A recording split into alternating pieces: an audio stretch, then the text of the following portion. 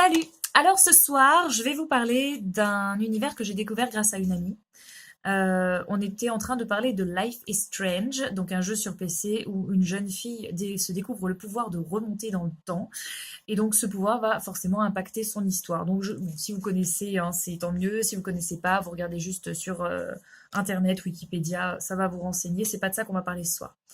Cette amie, en me parlant de ce jeu, me dit, tu vas voir, l'ambiance, elle est vraiment immersive. Enfin, c'est vrai, les musiques, elles sont géniales et il y a des détails à regarder partout. C'est un jeu de l'ordre du contemplatif, actif. Enfin voilà, vous participez, vous contemplez, vous regardez, vous actionnez, vous profitez pleinement. Vraiment, il y a un temps d'immersion qui est très, très profitable. Et du coup, elle me dit, mais il y a des détails. J'ai été vraiment surprise parce que j'ai trouvé ces symboles-là. Et donc ces symboles-là, donc vous avez pu commencer à lire Golgoth, Pietro della Rocca, Prince. Voilà, en fait, ces symboles-là, ce sont les symboles, les tatouages de la Horde du Contrevent, qui est un livre d'Alain Damasio. C'est un univers qui est franchement à découvrir. C'est un livre qui vaut le coup d'être lu. Et franchement, je manque de mots descriptifs à ce moment-là. C'est quand même grave, hein. Et du coup, j'en parle parce que je suis tombée là-dessus il y a une semaine. La bande dessinée. Et oui, la bande dessinée de la Horde du Contrevent. Alors quand j'ai vu ça, j'ai fait oh, mais comment? Mais waouh, il s'est attaqué à la Horde du Contrevent. Enfin, je veux dire, le gars, ouais, il a mis le paquet, quoi. Il a pas eu peur. Donc c'est ce gars-là qui a pas eu peur, c'est Eric Enino. Et du coup, il a travaillé en collaboration avec Alain Damasio, hein, pour le faire. Donc je pense qu'il n'a pas fait ça en 2 jours.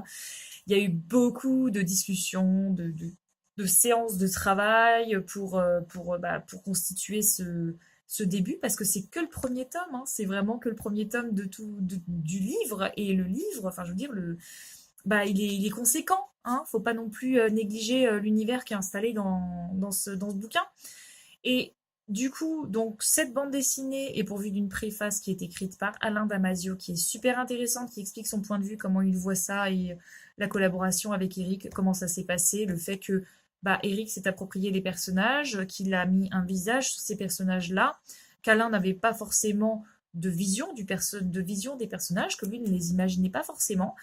Et du coup, c'est pas évident de construire un travail où les visions ne se rencontrent pas forcément. Là où c'est intéressant, c'est que on parle de s'approprier le travail de quelqu'un d'autre et de le retranscrire avec son art. Donc ça, c'est vraiment, c'est déjà super intéressant. Et comme il dit, retranscrire le vent avec une forme d'art figé, c'est franchement pas évident. Mais je trouve que pour ce premier tome, c'est vraiment quelque chose de réussi. Là aussi où je rejoins l'avis d'Alain Damasio, c'est que le physique des personnages ne ressemble pas forcément à ce que moi j'avais en tête, pas par rapport à son écriture, à ses descriptions, j'avais pas forcément les mêmes idées. En revanche, les caractères se rejoignent. En tout cas, pour le personnage de Golgoth, pour moi, il est aussi imbuvable dans le livre que dans la bande dessinée. Donc là, hein, c'est réussi pour le coup. Imbuvable, mais bon, avec des variations. Mais c'est un personnage où, voilà, vous imaginez un rocher, vous marchez dessus, c'est pas agréable. Pour moi, Golgoth, c'est pareil, hein, il n'est pas agréable, voilà. Mais on comprend, ce qui est hyper intéressant dans la bande dessinée, c'est qu'on comprend le fonctionnement de la Horde, pourquoi l'organisation elle est comme ça. Parce que j'avais pas imaginé, en fait, dans le livre, j'arrivais pas à m'imaginer comment c'était organisé. Je voyais bien le dessin, mais je voyais pas certains liens entre certains personnages. J'avais minimisé l'importance du prince, j'avais minimisé l'importance de certains personnages, et du coup, la bande dessinée m'a permis de recadrer en disant ah, mais c'est comme ça que ça fonctionne. Et pareil pour l'image du vent, parce que c'est pas évident d'imaginer le vent. Et là, ça permet de le visualiser et de se dire voilà, là c'est dangereux parce que, ou là ça va, on peut y aller parce que, et puis voilà, ça, en fait, ça complète.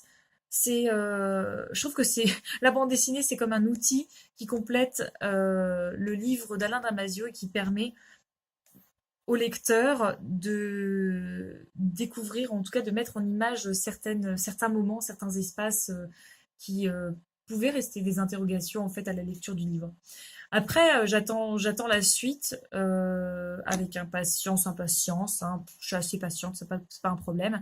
Parce qu'il y a certains moments dans le livre qui sont assez difficiles, je pense, à mettre en image, parce qu'il y a une émotion, une force, en fait, qui va pas être évidente à retranscrire. Et du coup, j'imagine qu'Eric est en train de plancher dessus avec ferveur, ardeur et, et passion. Et que, bah, en tout cas, je lui souhaite vraiment une très très bonne continuation. C'est un très bon début, je trouve. Et pour tous les fans de la Horde du Contrevent, donnez-vous la chance de découvrir l'univers par le biais de la bande dessinée parce que ça vaut vraiment le coup. Et à tous les autres qui ne connaissent pas cet univers, jetez-y un coup d'œil, lisez le livre. Et si vous êtes feignant, et ben lisez la BD, hein. Qu'est-ce que vous voulez que je vous dise, ça passe peut-être plus facilement pour vous. Voilà, bah écoutez, c'était le petit point culturel de ce soir, le petit partage de La Horde du Contrevent, adapté par Eric et Nino. Et puis bah voilà, je vous souhaite une bonne lecture et je vous dis à très bientôt. Bisous!